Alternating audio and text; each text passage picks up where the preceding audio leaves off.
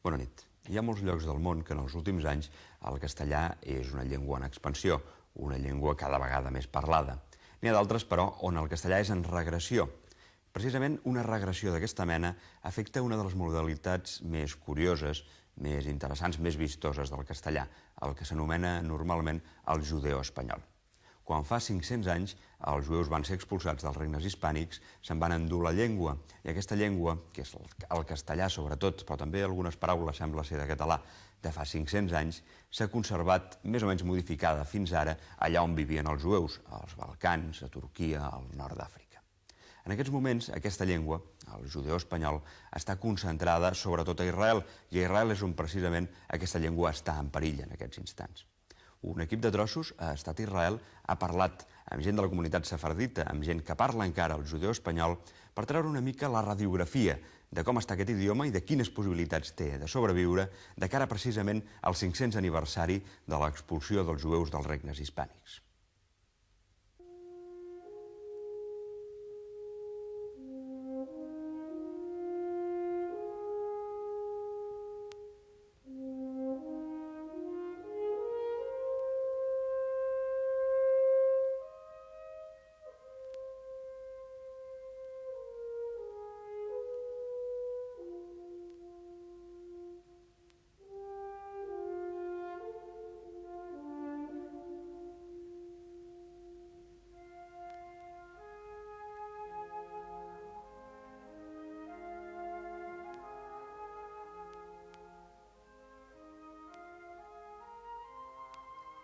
Qui al marge de la insòlita ortografia plena de cas i digregues escoltés una d'aquestes cançons tradicionals sefardites a l'antic barri jueu de Safed, podria arribar a pensar que ha anat a raure enmig del Toledo del segle XIV. D'una banda, per la llengua. L'espanyol que han conservat fins avui els jueus expulsats d'Espanya fa 500 anys és l'espanyol que es parlava llavors, i ara ens apareix ple d'arcaïsmes oblidats. D'altra banda, el paisatge. Safed, al nord d'Israel, té la fama de ser una ciutat calcada, en alguns dels seus carrerons antics, dels carrers de Toledo o dels de Girona. És en part una exageració, però és cert que Safed és una de les ciutats que més va rebre l'impacte de l'èxode forçós de milers de jueus dels regnes hispànics. Per exemple, aquí, al segle XVI, va florir un moviment cabalista, hereu en part del de Girona, nodrit per una tradició que venia de l'altra punta de la Mediterrània. L'arribada dels jueus hispànics va ser per Safed i per altres ciutats com Safed l'inici d'un període de màxima esplendor intel·lectual.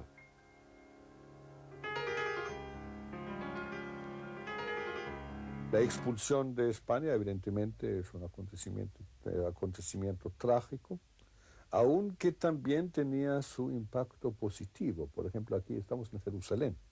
La comunidad judía de Jerusalén recibió un auge, un empuje, gracias a los expulsos de España.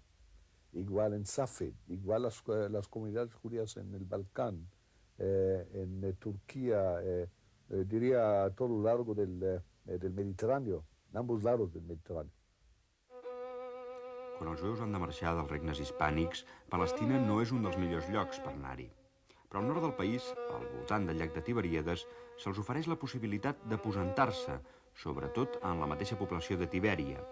Els jueus sefardites, que eren el 6% de la població d'alguns regnes hispànics, que parlaven entre ells abans de l'expulsió castellà o català, que estaven arrelats des de feia segles a la societat hispànica, van arribar aquí, com a tants altres punts de la Mediterrània, amb la seva llengua, les seves tradicions i els seus costums propis. Certament, molts no van marxar d'Espanya. Van preferir o convertir-se realment al cristianisme o fer-ho veure i conservar en ocasions durant segles el seu judaïsme clandestinament. A Tibèria, l'experiència de població majoritàriament jueva i sefardita, sota protecció dels turcs, va durar relativament poc. A d'altres llocs, com a Salònica, Istanbul o el mateix Jerusalem, ha durat fins al segle XX.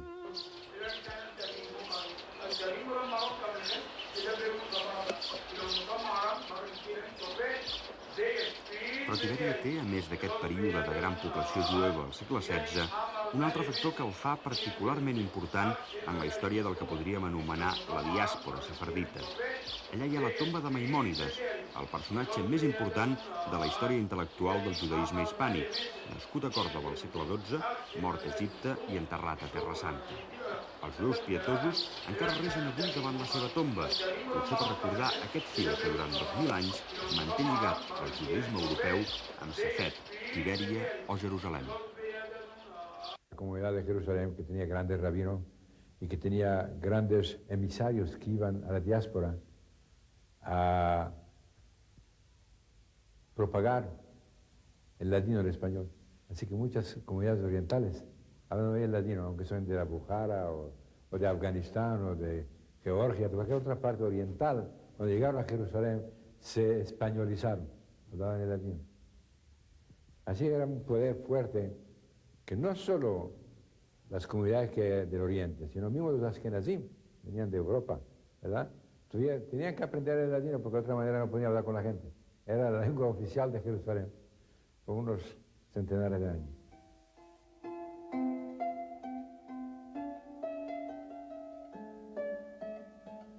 Jerusalem. Tota la història jueva, des dels temps bíblics fins avui, és una història d'expulsions i de retorns a Jerusalem. Quan al segle XIII hi va arribar Nachmànides, un jueu gironí més conegut a la seva terra per Bonestruc de Porta, vivien a Jerusalem força famílies jueves. Nachmànides va fundar aquí la sinagoga que portava el seu nom i damunt de la qual es va alçar segles més tard la sinagoga més gran de Jerusalem. Després de la dominació àrab de la ciutat, aquesta sinagoga va quedar destruïda.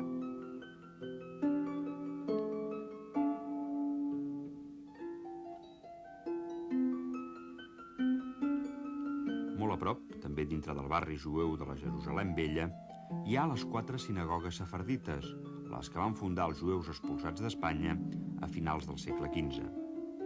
Les 4 sinagogues estan obertes al culte, comunicades entre elles, i són pràcticament subterrànies.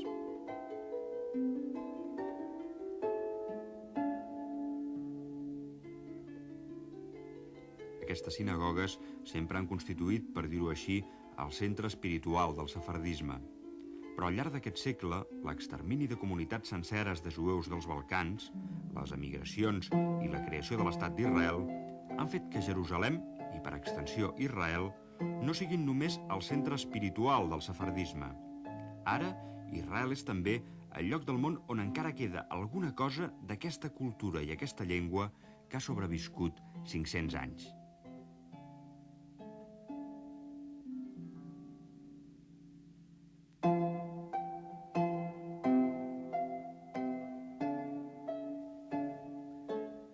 Israel es actualmente el país donde vive la más grande comunidad judía de habla judo-española.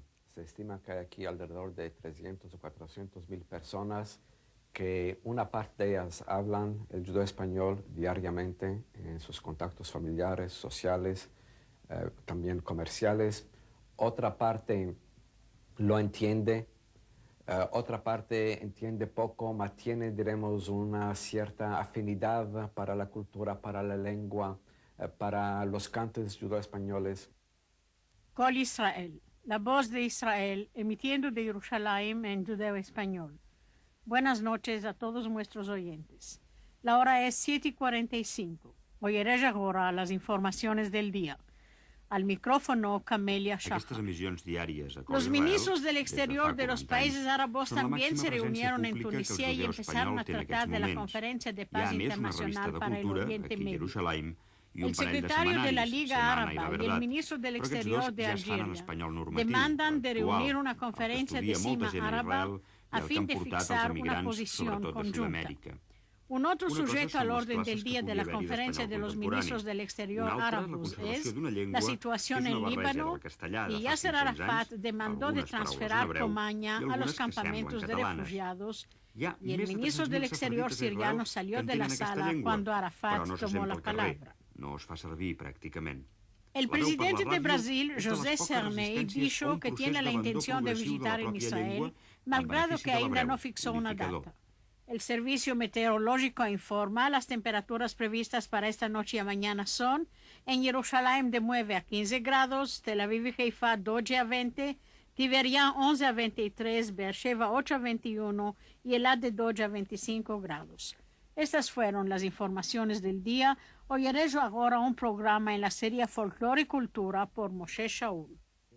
Los sefaradíes, como somos buenos judíos y en nuestra mayoría somos también buenos sionistas, llegamos aquí en Israel con un entusiasmo, con un gran entusiasmo, y estamos tan deseosos de integrarnos en la sociedad israelí que aceptamos sin ninguna resistencia esta demanda del Estado, de la sociedad, de integrarnos en la cultura hebrea. Y entonces lo que aconteció es que cuando nuestras madres o nuestras abuelas cantaban en judeo español en casa, los cantes, las romanzas tan hermosas, entonces venían los chicos de la escuela, que tornaban de la escuela y decían, no, nos dijeron que debemos cantar solo en hebreo.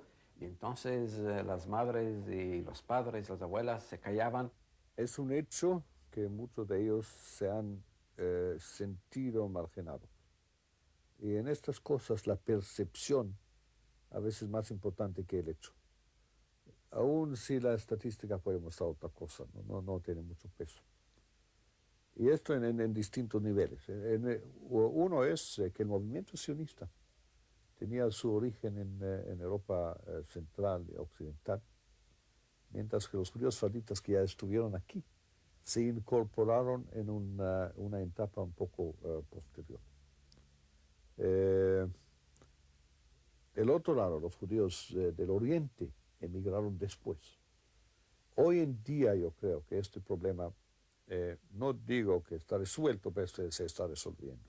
Lo que ocurrió a los judíos sefardíes en este país, que han perdido su idioma o están perdiendo el judeo español, el ladino, hay que tener en cuenta que eso ocurrió a todos los grupos étnicos en este país. También el yiddish no prospera en este país. O sea, el sionismo ha significado que grupos étnicos han tenido que sacrificar algo. O sea, que no es solamente el problema de los judíos sefardí, es un problema general en este país. Por lo tanto, yo creo que el peso del proceso histórico como tal es contrario al mantenimiento de tradiciones, de tradiciones étnicas, etc. Y si uno quiere mantenerlas y preservarlas, hay que iniciar una política activa en el campo cultural.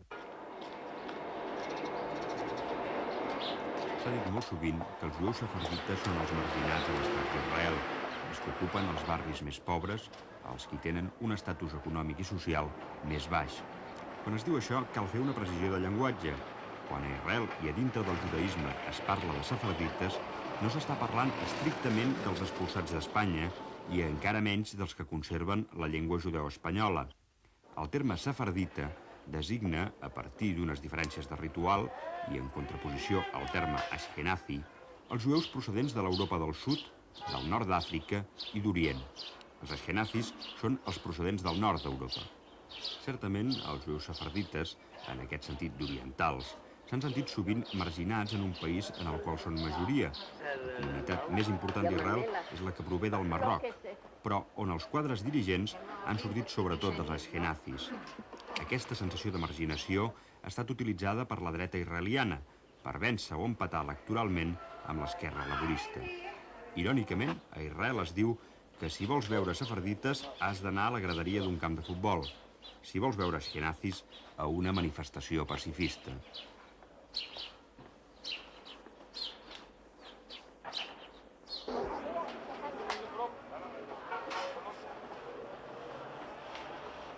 És entremig d'aquests jueus orientals, d'aquests barris, d'aquests mercats, on encara avui es pot sentir, molt de tant en tant, alguna paraula en judeu espanyol, que no gaires llocs més. Hi ha motius seriosos per pensar que aquesta gent, aquestes generacions, són les últimes que ho parlaran. És possible que a partir d'ara pugi el coneixement del castellà actual. És possible que les paraules i les frases del judeu espanyol quedin enregistrades i s'estudiïn a les universitats. Però serà difícil que més enllà d'aquesta generació se senti aquesta llengua als mercats o als carrers. Aquestes persones poden ser perfectament l'última anella d'una cadena que pot haver durat 500 anys justos. Podem assistir a l'extinció d'aquest fòssil insòlid, d'aquest estrany fenomen de lleialtat sentimental i lingüística que ha estat la conservació per mig mil·lenni d'una llengua. Al Mercat de Jerusalem, algú de tant en tant encara pot parlar en aquesta llengua. Els seus fills, en la major part dels casos, ja no hi parlen. Este es un proceso a causa del cual muchas personas piensan que esta lengua ya está condenada. Se habla de la agonía del judeo español. Muchos dicen que dentro de pocos años, de una generación, dos a lo más, ya no habrá más quien hablará el judeo español, quien lo entenderá. Yo soy un poco más optimista, aunque también debo decir que soy consciente de la crisis en la cual estamos, yo más que todos, porque yo tengo que luchar diariamente con las limitaciones de esta lengua. Cuando hago mi boletín de informaciones o mis programas, busco a veces desesperadamente una palabra y me falta. Y estoy consciente de esta crisis. Pero se puede decir que hay un cierto proceso de retorno a las raíces de la lengua. 500 anys després de l'expulsió dels jueus d'Espanya, la llengua que se'n van endur serveix ara, sobretot, per fer elegies d'un món que va desaparèixer, com van desaparèixer tantes i tantes persones amb exterminis com el de Salònica.